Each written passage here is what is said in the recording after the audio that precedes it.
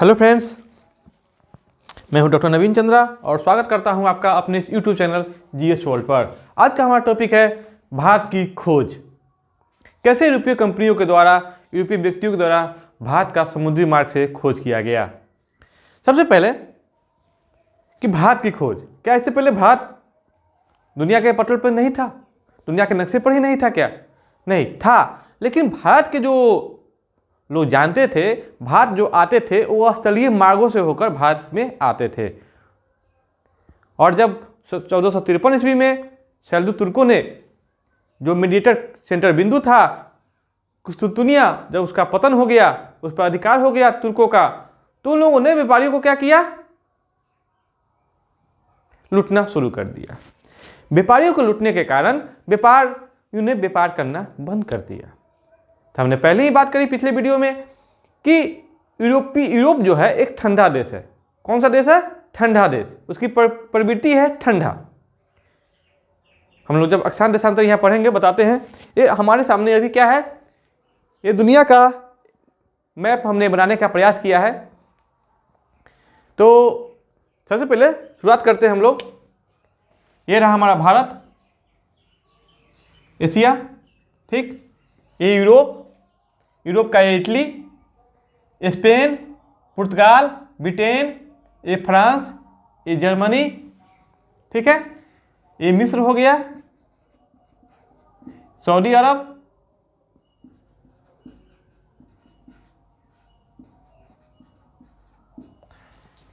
ये दक्षिण अफ्रीका का, ये दक्षिण अफ्रीका, साउथ अफ्रीका, और इसका अंतिम पॉइंट होता है जो केप टाउन बोलते हैं, उसके आसपास केप ऑफ गुड होप है।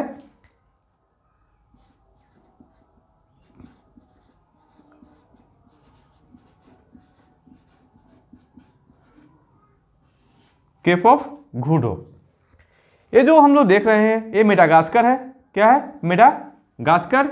ये रहा मॉरिशस। नाम सुने हैं ना मॉरिशस का आप लोग? मॉरिशस, जहां की लगभग 70% जनसंख्या बिहारी है। यहाँ के राष्ट्रपति, प्रधानमंत्री, न्यायाधीश जो भी बनते हैं वो बिहारी ही बनते हैं। बहुत साल पहले अंग्रेजों ने बिहारियों को गुलाम बनाकर यहाँ पर गन्ने की खेती करवाने ले गया था, तो जाके बाद में यहीं पर आके बस गए लोग। ये रहा, ये जो काला हिंद महासागर के बीच में मैंने काला बिंदु दिया है, ये कौन सा देश है? तो ये मालदीव है। कौन सा देश है? मालदीव। ये लक्षद्वीप, ये रहा अंडमान एंड निकोबार, ये लक्षद्वीप। अब आते हैं भारत के नीचे कौन सा महासागर है? तो हिंद महासागर, ठीक है। क्योंकि एशिया है, यहां पर चीन होगा, यहां पर साइबेरिया जो रूस का एशियाई भाग है, यहां पर जापान है, यहां पर कोरिया, दक्षिण कोरिया, उत्तरी कोरिया है। तो ये कौन सा महासागर हुआ? प्रशांत महासागर। और हिंद महासागर, प्रशांत महासागर के नीचे कौन सा महाद्वीप है? तो ऑस्ट्रेलिया महाद्वीप। अफ्रीका महाद्वीप, यूरोप महाद्वीप, एशिया महाद्वीप और ऑस्ट्रेलिया महाद्वीप, 4 महाद्वीप हमारे सामने हैं। अब आते हैं, जो नीचे वाला भाग दिख रहा है, जो मैंने ब्लैक से बनाने का प्रयास किया है, ऐसा जिग-जैग, तो ये है अंटार्कटिका, ठीक है। और ये ग्रीनलैंड है, ये उत्तरी अमेरिका महाद्वीप, ये दक्षिण अमेरिका महाद्वीप। तो ये कौन सा महासागर है? अटलांटिक महासागर। इधर भी लिख देते हैं।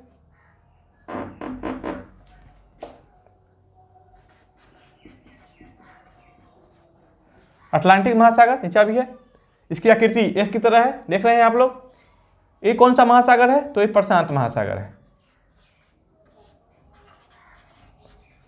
प्रशांत महासागर।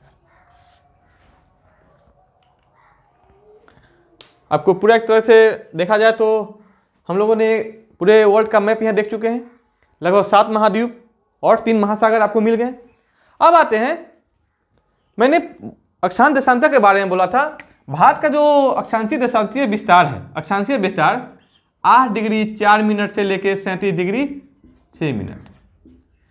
तो इसके ऊपर जो प्रकृति है ये क्या है? ठंडी प्रकृति है, साइबेरियाई पेवन के कारण और आर्कटिक के कारण।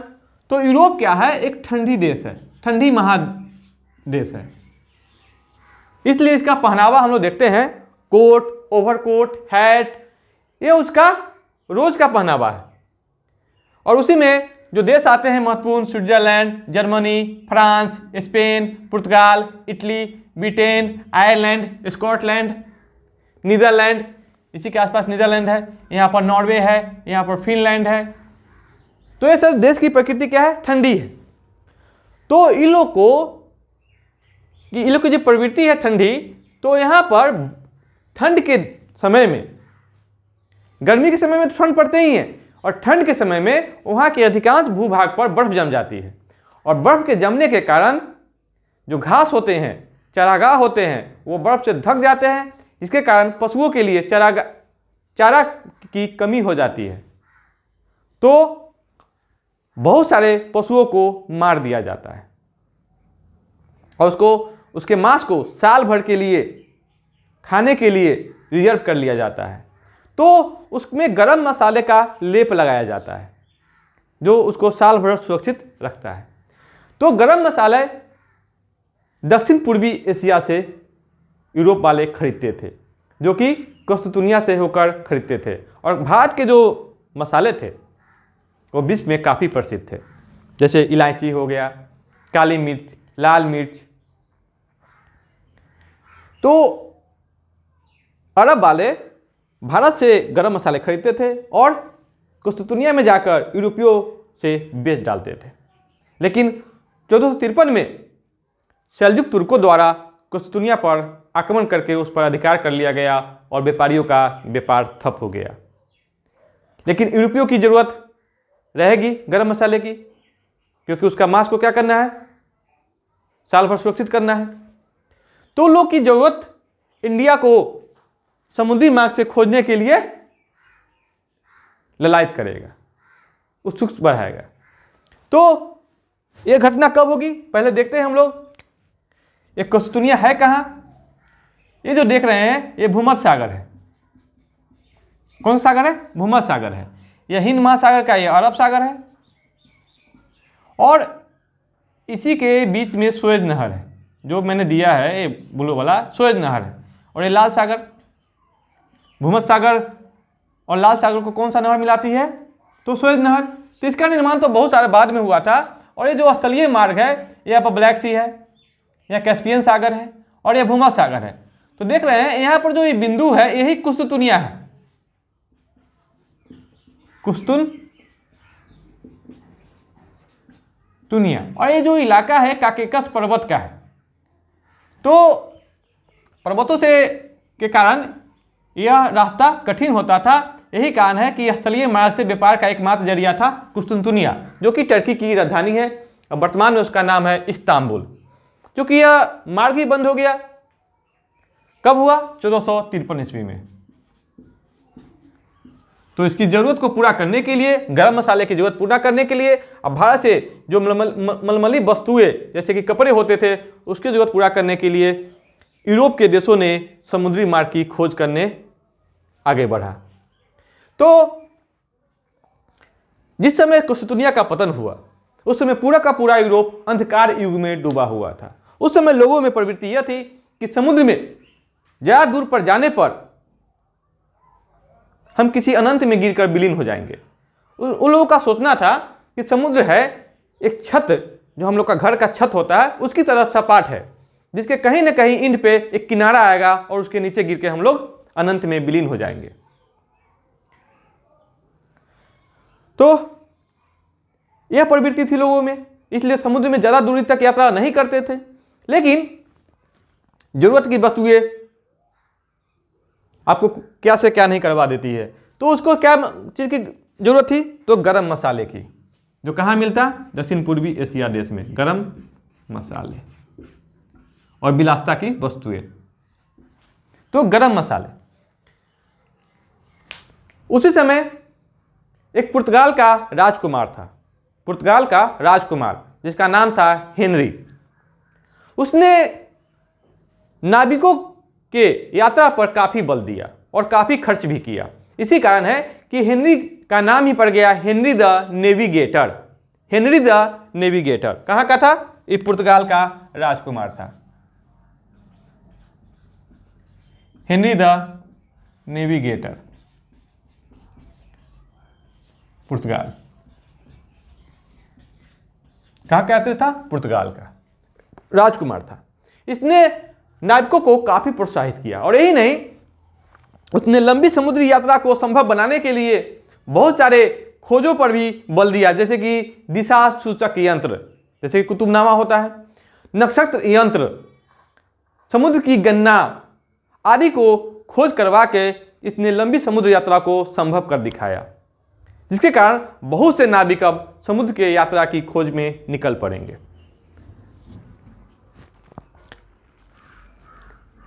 1492 ईस्वी आएगा।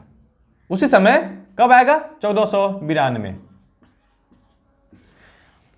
ये जो एरिया है इसके इधर पूरब भारत और पश्चिम में, इधर आपको पता ही नहीं था उस समय। उत्तरी अमेरिका और दक्षिण अमेरिका के बारे में दुनिया को पता ही नहीं था। पूरा का पूरा दुनिया आपको यही था, अफ्रीका, एशिया और यूरोप। वो भी अफ्रीका का कुछ ही हिस्सा लोगों के जानकारी के अंदर में था। तो 1492 में एक व्यक्ति होगा, एक नाविक होगा जो लुटेरा होगा, समुद्र की यात्रा करने में निपुणता उसमें हासिल होगी, क्रिस्टोफर कोलंबस। क्रिस्टोफर कोलंबस कहते हैं इनका जन्म तो इटली में हुआ था। क्रिस्टोफर कोलंबस का जन्म इटली में हुआ था, लेकिन ये स्पेन की तरफ से इसने इंडिया की खोज करने के लिए 1492 में निकल पड़ा। 1492 में स्पेन की तरफ से निकल पड़ा। क्या नाम था इसका? कोलंबस। 1492 ईस्वी में किधर से कहां से आया? स्पेन की तरफ से आया। अब देखेंगे यहां पे इसने क्या सोचा कि भारत जो है स्पेन से पूरब में पड़ता है, तो हम पूरब ना जाके हम क्यों ना पश्चिम से पश्चिम भारत पहुंचे। दिमाग इसका भी अच्छा लगा था, इसने दिमाग अच्छा लगाया, क्यों ना हम समुद्र के मार्फत हम भारत के पश्चिम में पहुंचे, क्योंकि उसको पता ही नहीं था कि उत्तरी अमेरिका और दक्षिण अमेरिका भी एक बीच में महादेश पड़ता है। तो वह पश्चिम में निकल पड़ा। कहते हैं वह इस अटलांटिक महासागर में 3 महीने आगे बढ़ता रहा, 3 महीने। और 3 महीने के बाद वह पहुंच गया कहां? तो अमेरिका महाद्वीप में। ये जो है यहां पर एक देश है, देश तो मानिए नहीं, बहुत सारा देश है, 10-12 देश है, जैसे Saint Lucia, Trinidad and Tobago. इसको हम लोग कहते हैं वेस्ट इंडीज। वेस्ट इंडीज जो क्रिकेट टीम के नाम से काफी फेमस है। 10 से 12 देश मिलकर यहाँ क्रिकेट टीम बनाती है। और यहाँ के भी अधिकांश जो लोग हैं वो बहुत सारे देश, जैसे 12 देश है, उसमें से कुछ देश के लोग इंडियन ही हैं। तो 3 महीनों की लंबी यात्रा के बाद कोलंबस कहां पहुंचा? West Indies. क्योंकि यह समझा कि हम पश्चिम भारत में आ गए हैं, इसलिए इसका नाम रख दिया वेस्ट इंडीज, माने पश्चिम भारत में हम पहुंच गए हैं। उसने अपने तरफ से नाम रख दिया। उसको यह पता ही नहीं था कि हमने एक नई दुनिया की खोज कर दी। क्योंकि दुनिया, आपको जब भी आप पढ़ते हैं कि अमेरिका की खोज किसने किया, तो क्रिस्टोफर कोलंबस ने किया। कब किया? 1492 में किया। लेकिन उसको उस समय पता नहीं था कि हमने इंडिया की खोज कर दी, और फिर ये वापस लौट आया।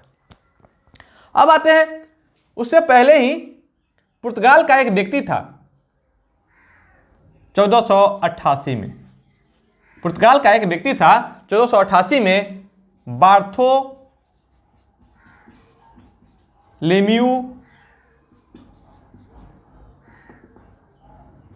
डियाज। इसने पुर्तगाल से यात्रा प्रारंभ किया और अफ्रीका के तट को पकड़ते हुए दक्षिण अफ्रीका के अंतिमतम बिंदु केप ऑफ गुड तक पहुंचा। और इसके बाद इसमें साहस नहीं हुआ कि फिर हम यहां से आगे बढ़े, क्योंकि जो यात्रा था काफी कठिन था, इसलिए यह वापस लौट गया। लेकिन आप लोग बराबर पढ़ते हैं कि केप ऑफ गुड होप की खोज किसने किया? तो बार्थोलेम्यू डियाज ने किया, जो कि पुर्तगाल का रहने वाला था। 1488 ईस्वी में किया। कब किया? 1488 ईस्वी में। अब आते हैं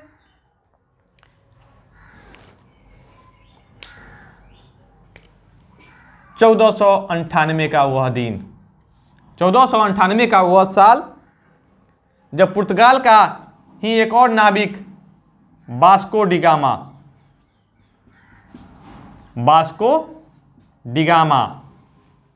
वह बार्थोलोम्यू डियाज के रास्ते का अनुसरण करते हुए केप ऑफ गुड होप तक पहुंचेगा और यहाँ पर पहुंचने तक इसकी तबीयत काफ़ी ख़राब हो जाती है। इसके साथ जो लोग आए रहते हैं उसकी भी तबीयत काफ़ी ख़राब हो जाती है। यही कारण है कि कुछ दिनों तक ये अफ्रीका में रहता है। उसी समय उसको अफ्रीका में गुजरात का एक व्यापारी अब्दुल मजीद क्या था, ये गुजरात का व्यापारी था।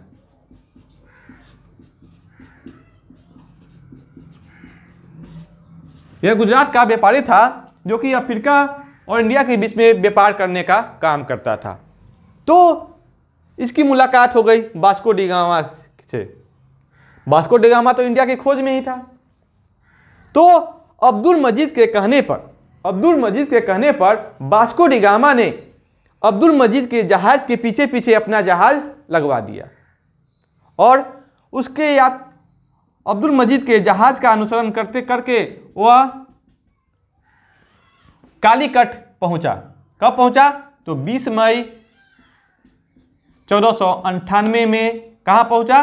कालीकट पहुंचा। जिस समय कालीकट पहुंचा वहां का राजा कौन था? तो जमोरिन था। जमोरिन, लक्षद्वीप का मतलब यहां हटाइए इसको, जमोरिन था। जमोरिन ने पुर्तगाल के यात्री वास्को डिगामा का स्वागत किया और व्यापार करने की अनुमति दे दी। कहते हैं अरब व्यापारियों ने इसका विरोध भी किया था। किसने विरोध किया? तो अरब के व्यापारियों ने, क्योंकि अरब के व्यापारियों का अभी भी एक अधिकार था भारतीय व्यापार पर। तो क्या अब आपको यहां पता करना है क्या वास्को डिगामा ने सच में भारत की खोज की? देख रहे हैं उसने केप ऑफ गुड तक किसका अनुसरण किया? तो बार्थोलोम्यू डियाज का किया। उसके बाद भारत आने के लिए किसका अनुसरण किया? तो अब्दुल मजीद का अनुसरण किया। लेकिन फिर भी हम लोग यह पढ़ते हैं कि भारत की खोज वास्को डिगामा ने किया। कब किया? तो 20 मई 1498 में किया। कहते हैं इसने अपने साथ लाए गए पूरे पैसों से मसाले खरीदे और फिर वापस लौट के इसे यूरोप के बाजार में बेच दिया। कहते हैं इससे वास्को डिगामा को 60 गुना लाभ हुआ। कितना गुना? 60 गुना। यानी कि 1 रुपया का वस्तु खरीद के ले गया तो उसको 60 रुपया में बेचा। इसके बाद व्यापारियों का आने का क्रम और सिलसिला शुरू हो गया। उसके बाद स्पेन, ब्रिटेन, डच आदि देश भारत की ओर निकल पड़ेंगे गरम मसाले की और भारत के व्यापार पर अपना एकाधिकार जमाने के लिए। और यही एकाधिकार के लिए संघर्ष करके ये भारत पर राज करने का भी स्वप्न देखेगा, जिसमें एक देश ब्रिटेन जो भारत पर लगभग 200 वर्षों तक शासन करेगा। तो आज की वीडियो में हम लोगों ने यह अध्ययन किया कि भारत की खोज यूरोपीय व्यापारिक कंपनियों के नाविकों के द्वारा कैसे की गई। तो आज का ये वीडियो आपको कैसा लगा कमेंट पर कमेंट जरूर करेंगे। प्लीज़ मेरे इस वीडियो को लाइक, सब्सक्राइब और शेयर करेंगे।